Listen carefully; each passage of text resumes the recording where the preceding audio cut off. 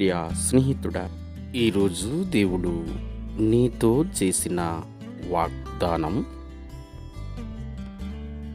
జీవ మార్గమును నీవు నాకు తెలియజేసిదవు, నీ సన్నిధిని సంపూర్ణ సంతోషము కలదు, నీ కుడి చేతిలో నిత్యము సుఖములు కలవు. కీర్తన 16:11.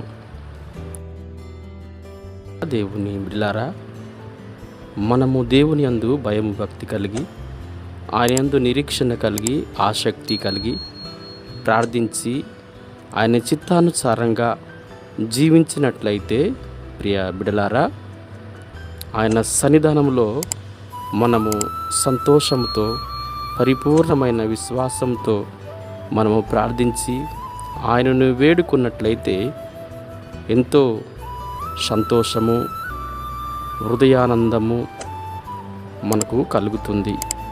ఆయన సమస్తమును ఇవ్వగలిగినవాడు. ఆయన చేతిలో ధన నిధులు ఉన్నాయి. నిత్యము సుఖము, సంతోషము, ఆత్మీయ ఆనందము నీవు, నీ కుటుంబము, నీ సమాజపు వారందరూ ఆయన ద్వారా మీరందరూ కూడాను వాటిని పొందుకోవాలని దేవుడు ఆశిస్తూ ఉన్నాడు. దేవుడు ఈ మాటలను మన వినికిలో దీవించునుగాక. ఆమేన్.